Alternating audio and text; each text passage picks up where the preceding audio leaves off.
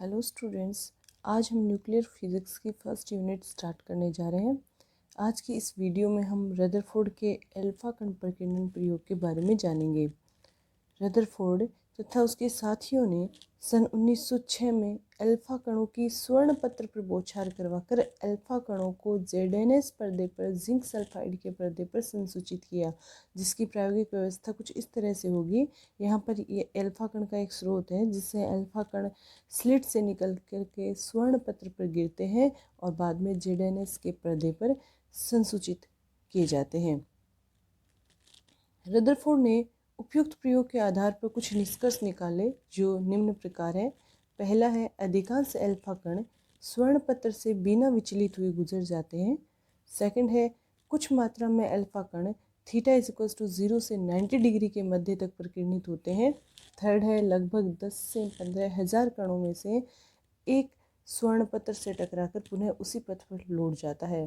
मतलब कि कुछ तो इस स्वर्ण पत्र से बिना विचलित हुए लौट गए, कुछ ऐसे थे जो 0 से 90 डिग्री के मध्य विचलित हुए, और 10,000 में और 15,000 में से एक कण ऐसा था जो कि पुनः जिस मार्ग पर आया था उसी मार्ग पर वापस लौट गया।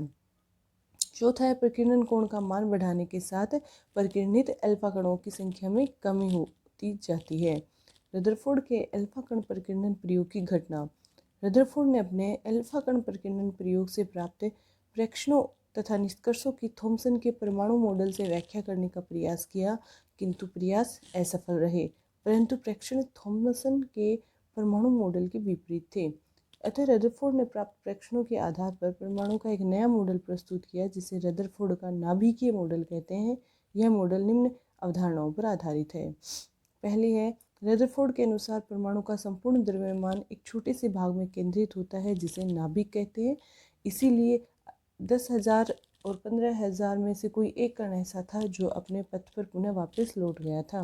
परमाणु का अधिकांश भाग रिक्त होता है क्योंकि नाभिक का आकार परमाणु के आकार की तुलना में बहुत ही छोटा होता है। तीसरा है, नाभिक के चारों ओर आवेशित कण जो कि इलेक्ट्रॉन है चक्कर लगाते रहते हैं। उपरोक्त अवधारणाओं के आधार पर रदरफोर्ड ने अपने प्रयोग की व्याख्या की जो निम्नानुसार है। अब उसने उसने निष्कर्ष निकाले थे, उसने व्याख्या इस तरह से की कि वे अल्फा कण जो रिक्त स्थान से होकर गुजरते हैं उनका पथ विचलित नहीं होता, अर्थात वे बिना मुड़े सीधे निकल जाते हैं। दूसरे से यह कि वे अल्फा कण जो नाभिक के समीप से होकर गुजरते हैं वे प्रकीर्णित हो जाते हैं। थर्ड थी, वह अल्फा कण जो नाभिक से प्रत्यक्ष टकराता है वह अपने मूल पथ पर अर्थात थीटा = पाई कोण से लौट जाता है। अब हम कुछ डेफिनेशंस देख लेते हैं। पहली है, प्रकीर्णन या रदरफोर्ड प्रकीर्णन। अल्फा कण प्रकीर्णन प्रयोग के अंतर्गत रदरफोर्ड ने रेडियो एक्टिव पदार्थ से उत्सर्जित उच्च ऊर्जा वाले अल्फा कणों को पतली धातु की पन्नी पर गिराने पर पाया कि अल्फा कण अपने मार्ग से विक्षेपित हो जाते हैं। अतः अल्फा कणों के अपने मार्ग से विक्षेपण की घटना को रदरफोर्ड प्रकीर्णन कहते हैं। प्रकीर्णन कोण थीटा, कोण का वह मान जिससे अल्फा कण का पथ विचलित हो जाता है उसे प्रकीर्णन कोण कहते हैं। जो अल्फा कण जिस दिशा में आ रहे थे परमाणु से टकराने के बाद उनका पथ जो उनकी मूल दिशा से विचलित हो जाता है, जिस एंगल से वह उस मूल एक्सिस से विचलित होती है वह कहलाता है थीटा। इसे दूसरे शब्दों में कह सकते हैं, अल्फा कण हेतु उसके अंतिम संवेग p2 वेक्टर तथा प्रारंभिक संवेग p1 वेक्टर की दिशा के मध्य बनने वाले कोण प्रकीर्णन कोण कहलाता है। एक होता है संघट्ट प्राचल। अब है संघट्ट प्राचल। अल्फा कण तथा नाभिक के मध्य की वह न्यूनतम दूरी जिस पर अल्फा कण तथा नाभिक के मध्य अन्योन्य क्रिया होती है संघट्ट प्राचल कहते हैं। दूसरी इसकी डेफिनेशन कुछ इस तरह से भी लिखी जा सकती है, अल्फा कण तथा नाभिक अन्योन्य क्रिया शून्य होने पर वह दूरी जिससे अल्फा कण नाभिक के निकटतम से गुजरता है संघट्ट प्राचल कहलाता है। इसे बी से रिप्रेजेंट करते हैं। रदरफोर्ड प्रकीर्णन सूत्र की व्युत्पत्ति। रदरफोर्ड ने अपने अल्फा कण प्रकीर्णन प्रयोग के आधार पर प्रकीर्णन सूत्र की व्युत्पत्ति हेतु निम्न मूल अभिग्रह दिए थे, जिसमें पहला है, परमाणु में समस्त धनावेश परमाणु के केंद्र पर अत्यल्प आयतन में केंद्रित होता है जिसे नाभिक कहते हैं, जिसकी त्रिज्या 10⁻⁻15 मीटर अर्थात 1 फर्मी की कोटि की होती है। दूसरा है नाभिक अल्फा कण के सापेक्ष भारी होते हैं, अतः इनके मध्य अन्योन्य क्रिया के फलस्वरूप नाभिक स्थिर रहता है। तीसरी है नाभिक तथा अल्फा कण के मध्य कूलाम प्रतिकर्षण अन्योन्य क्रिया द्वारा ही प्रकीर्णन होता है। अल्फा कण तथा परमाणु के इलेक्ट्रॉन के मध्य अन्योन्य क्रिया नगण्य मानी जाती है। चौथा है अल्फा कण तथा नाभिक केवल बिंदुवत माने जाते हैं, अतः अल्फा कण तथा नाभिक के मध्य कार्यरत कूलाम प्रतिकर्षण बल एफ वेक्टर, कूलाम प्रतिकर्षण बल हो जाएगा 1/4 पाई एप्सिलॉन नॉट, नाभिक आवेश ZE, अल्फा कण हीलियम कण का आवेश हो जाएगा 2E/r² इंटू आर क्यूब। यहाँ से F vector is equals to 1/4 pi epsilon not 2ZE² r cube.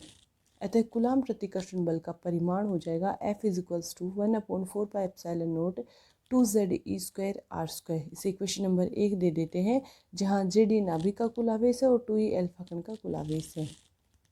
अब हम प्रकीर्णन कोण थीटा और संघट्ट प्राचल B में संबंध निकालेंगे। यहाँ पर हम देख रहे हैं कि हमें दिखाया हुआ है कि एक अल्फा कण है।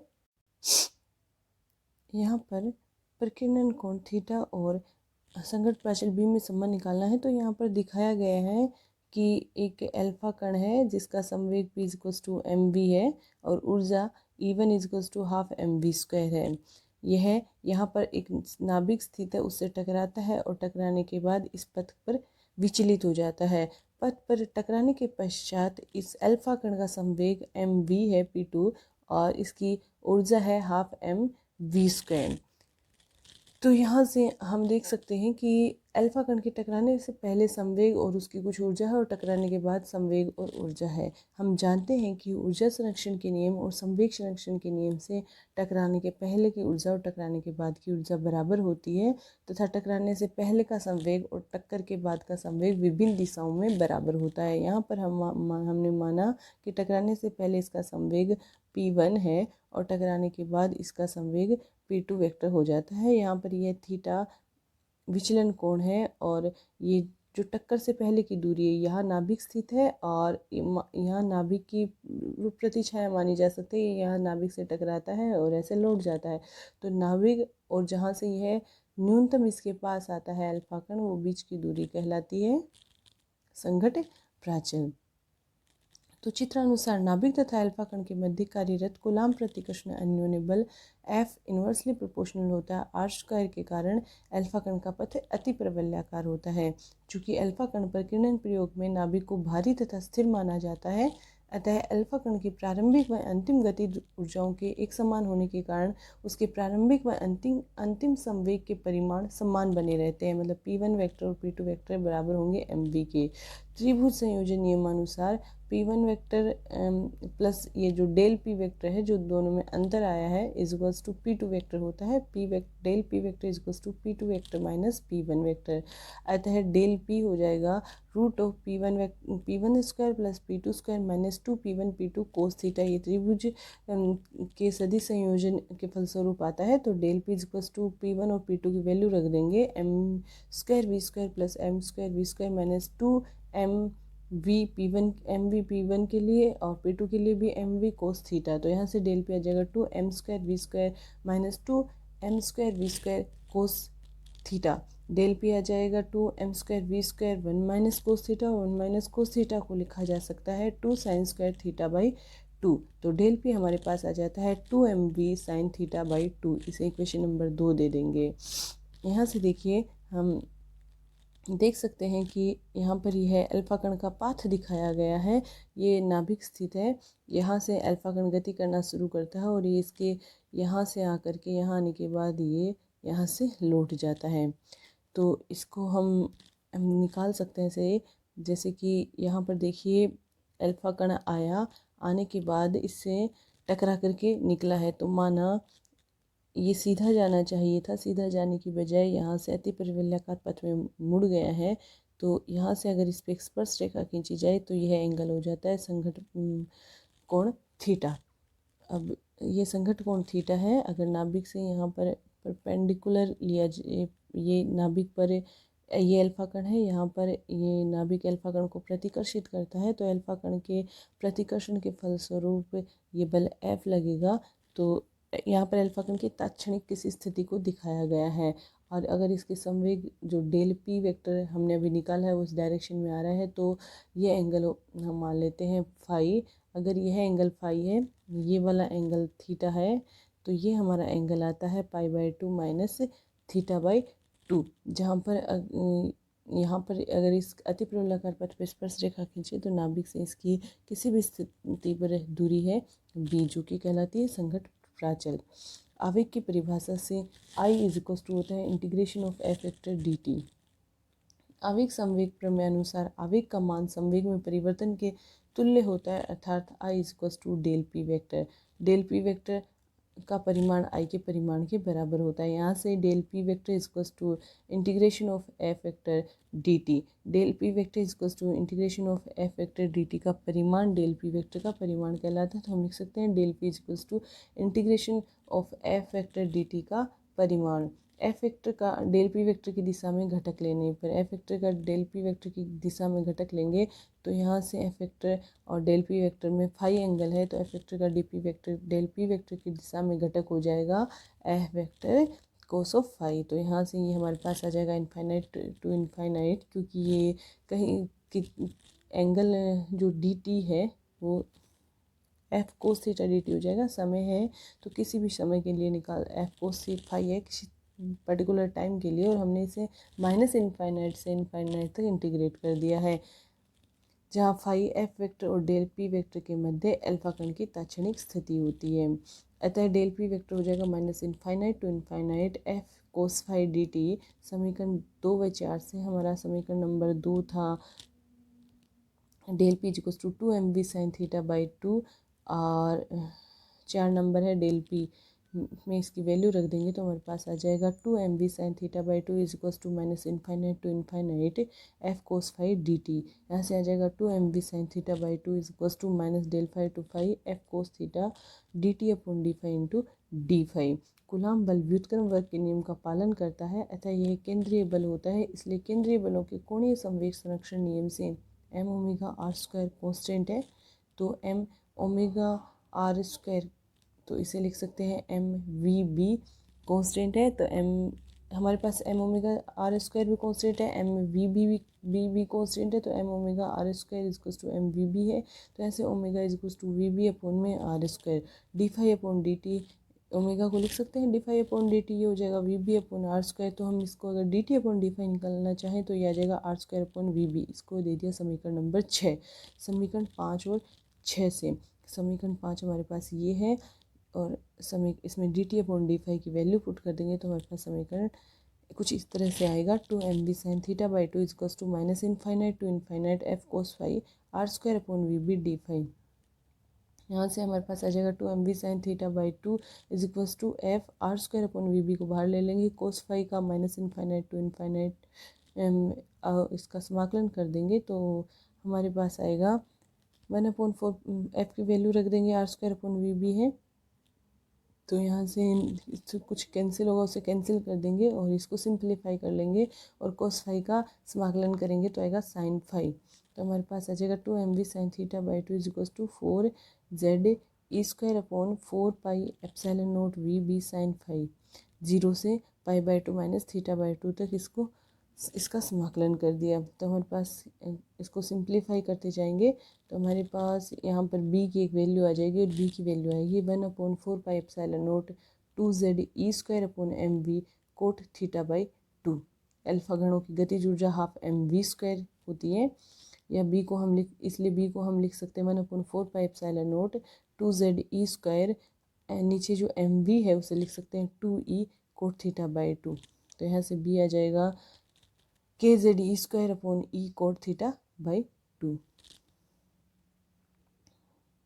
बी को ये 2 KZ ई स्क्वायर अपॉन में 2e है, ये कांस्टेंट है, इसे j लिख देंगे तो ये j/2 कोट थीटा बाई 2 आ जाता है। तो अब इस तरह से हमारे पास यह आया है।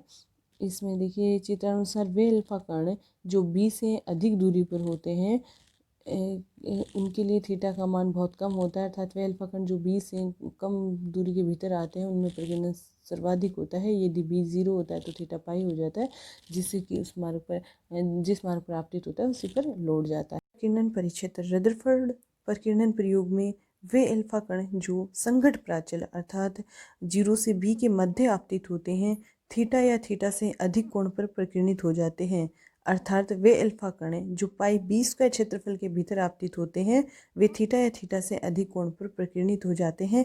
यह क्षेत्रफल कुल प्रकीर्णन परिक्षेत्र कहलाता है। प्रकीर्णन परिक्षेत्र sigma is equals to pi b square. यदि रदरफोर्ड प्रयोग में स्वर्ण पन्नी का क्षेत्रफल ए, मोटाई टी तथा एकांक आयतन में परमाणुओं की संख्या n हो तो v आयतन में कुल कणों की संख्या हो जाएगी n इंटू वी, जहाँ पर v होगा a इंटू टी। तो हमारे पास v आयतन में कुल कणों की संख्या आ जाएगी n a t। अल्फा कणों हेतु कुल परिकीर्णन परिक्षेत्र हो जाएगा n a t सिग्मा, क्योंकि सिग्मा इंटू कुल कणों की संख्या थी तो कणों की संख्या है n a t, तो कुल परिकीर्णन परिक्षेत्र हो जाएगा n a t सिग्मा। अतः थीटा या थीटा कोण से अधिक कोण पर प्रकीर्णित अल्फा कणों का अंश f होगा, जिसका सूत्र है f is equals to theta या थीटा कोण से अधिक कोण पर प्रकीर्णित अल्फा कणों हेतु कुल परिकीर्णन परिक्षेत्र अपोन में लक्ष्य का क्षेत्र जिस पर अल्फा कण आपतित होते हैं। या दूसरे शब्दों में हम यह कह सकते हैं कि थीटा या थीटा कोण से अधिक कोण पर प्रकीर्णित अल्फा कणों हेतु कुल परिकीर्णन परिक्षेत्र तथा लक्ष्य क्षेत्र जिस पर अल्फा कण आपतित होते हैं का अनुपात प्रकीर्णित अल्फा कणों का अंश कहलाता है।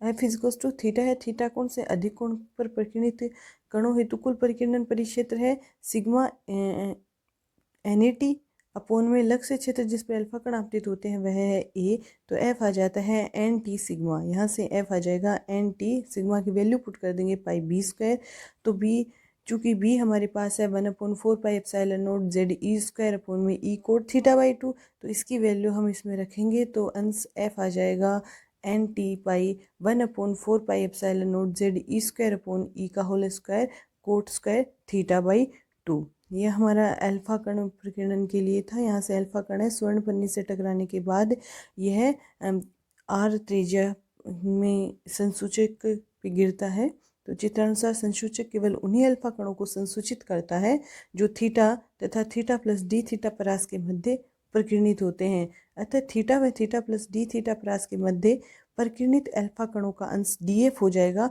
ये जो एफ की समीकरण एक आई है इसका अवकलन कर देंगे तो डी एफ हो जाएगा minus N T pi 1/4 pi epsilon naught Z E square upon में ई का होल स्क्वायर कॉन्स्टेंट है कोट स्क्वायर थीटा बाई 2 का अवकलन करेंगे तो आएगा minus 2 cot theta by 2 cosec square theta by 2 upon 2 into D theta.